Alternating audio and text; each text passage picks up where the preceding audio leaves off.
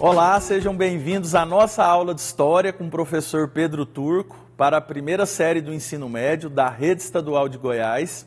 Esse é o projeto Seduc em Ação, com programas diários com aulas para o ensino médio, ok? Hoje nós vamos falar de um tema importante relacionado à Idade Antiga, sobre Mesopotâmia, ou seja, uma das primeiras grandes civilizações, né, que surgiram ali próximo ao Oriente Médio, ao norte da África, e que fez parte de um importante capítulo da história da humanidade, tá bom? Veja, nossa expectativa de aprendizagem da aula de hoje é compreender e relacionar as diferentes formas de organização da vida social e das relações de poder. Nós não vamos falar todo o tema da Mesopotâmia, porque é um tema extenso, então separei alguns slides e conhecimento escolar para que vocês tenham minimamente uma noção sobre essa temática, ok?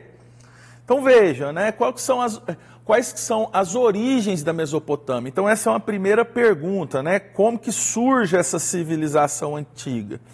Então ela surge, assim como toda grande civilização antiga, próxima a rios, né? Ela surgiu próxima aos rios Tigre e Eufrates. Por quê? Né? Isso aqui é importante. Por que essas civilizações antigas surgem próximos a grandes rios, né? Principalmente para o desenvolvimento agrícola, né? As terras próximas aos rios são terras mais férteis, que possibilitam o desenvolvimento agrícola e, consequentemente, possibilita que essa civilização se reproduza e sobreviva enquanto civilização. Tá bom? Esse é um importante aspecto e perpassa por todas as grandes civilizações daquilo que nós conhecemos como história antiga. Voltando ao slide, né? Então, assim, como ela se desenvolveu próximos a esses dois grandes rios, a gente pode destacar o desenvolvimento agrícola da Mesopotâmia. Isso aqui é um importante fator, né? Ela produzia a sua própria subsistência, a sua própria sobrevivência, e depois a questão do desenvolvimento do comércio. Os mesopotâmios, eles começaram a desenvolver formas primitivas de comércio, principalmente com o povo persa. Nós vamos ver mais à frente. E por último aí, né, o aspecto político das origens da Mesopotâmia. Isso aqui é importante. Então a Mesopotâmia politicamente era organizado dentro de um estado teocrático, então teo Deus, crático governo, e as figuras mais importantes da Mesopotâmia era a figura do rei e do imperador, que eram as figuras máximas, né, do ponto de vista político dessa sociedade. Esse imperador tinha uma função de líder político, mas ao mesmo tempo de líder religioso. Então essas duas funções, né, faziam com que ele tinha, né, grande importância nessa sociedade, tá bom? Do ponto de vista religioso, observe o slide, né? Do ponto de vista religioso, a Mesopotâmia era politeísta, ou seja, poli, vários, teísmo, Deus, né? Eles acreditavam em vários deuses, né? É uma religião onde o vínculo com a natureza e com os fenômenos naturais eram muito fortes. Então isso aqui é importante. A maioria das sociedades antigas, as religiões eram politeístas, né? Não eram monoteístas igual são hoje. Eles acreditavam em vários deuses, e esses deuses normalmente tinham vínculos com fenômenos naturais, ou seja, fenômenos relacionados ao seu trabalho, à sua forma de sobrevivência, né? Então tinha o deus água, o deus fogo, o deus oceano, e inúmeros outros deuses vinculados, né, com fenômenos naturais. Aspectos dos povos, né? Quem eram os povos que viviam na Mesopotâmia? Então eu separei 3 grandes povos, né, porque a Mesopotâmia é a junção deles. Primeiro os sumérios, observem aí. Depois os babilônicos e por último os assírios, né?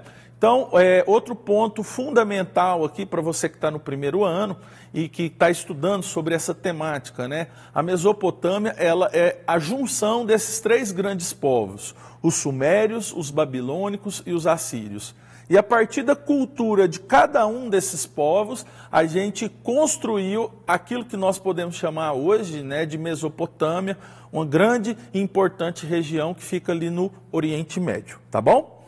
E por último, né, essas civilizações, elas tinham um grande desenvolvimento militar, né? Como eram civilizações que viviam em extremos, constantes conflitos e guerras, elas tinham que se construir importantes formas de proteção e, consequentemente, um grande exército. Tá bom? Separei para vocês uma pirâmide social, né, com as classes sociais da Mesopotâmia. É importante para que vocês observem, né, como é que é essa estrutura sociopolítica existente nessa sociedade, tá bom? Observem aí o slide. Esse aqui é uma pirâmide social, né, com as classes sociais da Mesopotâmia. Então no topo da pirâmide, né, os governantes, o rei, o imperador e os funcionários públicos de alta patente, né, que ajudavam o imperador nesse processo de governo. Os sacerdotes, né, líderes religiosos, né, que viviam na Mesopotâmia, militares e comerciantes. Na parte do meio da pirâmide, a gente pode destacar, né, os camponeses e pequenos artesãos. E por último, né, na base social dessa pirâmide, os escravos normalmente presos de guerra. Aqui é outro ponto importante, né? A escravidão no mundo antigo, ela foi diferente da escravidão que ocorreu no Brasil, por exemplo. A escravidão no Brasil estava muito vinculada à questão das raças e etnias e um vínculo com a cultura africana, né? Com esse processo de tráfico negreiro África-Brasil. No mundo antigo, não, né? No mundo antigo, essa escravidão ela era basicamente a partir dos prisioneiros de guerra, né? O processo de expansão da Mesopotâmia e conquista de vários territórios possibilitou com que o rei aprisionasse esses guerreiros, né? Que lutavam contra a Mesopotâmia e, posteriormente, transformou esses presos em escravos que trabalhavam ali na construção de obras civis, das cidades e até mesmo no desenvolvimento agrícola desta sociedade, tá bom? Outro aspecto importante, né? Eu acho que o primeiro grande império que surgiu na história da humanidade surgiu na Mesopotâmia e é claro que eu trouxe para vocês essa informação, esse conhecimento escolar para que vocês tenham noção de qual foi e quem foi esse império, tá bom? Observem aí, né? O primeiro grande império, né, do mundo antigo, né, ou o mais famoso deles é o Império Babilônico, que surgiu na região da Mesopotâmia, né? Por volta aí de 1900 antes de Cristo, antes do nascimento de Cristo, tá bom? Uma primeira característica, né, que eu separei é que o Império Babilônico era centrado na figura política do rei, ele que organizava politicamente esse império, então havia uma centralidade política. Na Babilônia, ele conseguiu um feito importante, que foi a unificação dessas diferentes culturas da região da Mesopotâmia. E eu separei para vocês o rei Hammurabi, que foi o rei que mais se destacou no Império Babilônico. Ele deixou uma herança importantíssima do ponto de vista político e jurídico, que é o Código de Hammurabi. Separei uma imagem desse código, nós vamos ver mais à frente, tá bom? Veja, né? Um primeiro imperador que se destacou foi Nabucodonosor. Eu não poderia deixar de falar dele e trazer para vocês, estudantes do primeiro ano. O Nabucodonosor ele se destacou do ponto de vista da cultura, né? A construção dos famosos jardins suspensos da Babilônia. Outra questão, né, que o Nabucodonosor foi importante na Mesopotâmia foi o avanço militar. Ele conseguiu, em certa medida, expandir a civilização mesopotâmia, né, para outros territórios, principalmente o território persa e os fenícios, né? E por último, né, ele construiu um sistema de irrigação que possibilitou ainda mais o desenvolvimento agrícola dessa região da Mesopotâmia. Conforme eu falei para vocês, eu separei o Código de Hammurabi, talvez seja a grande herança, né, deixada pelos mesopotâmicos. E por quê? Né? Porque o Código de Hammurabi talvez seja o primeiro código jurídico da história da humanidade. Olhem na tela, né?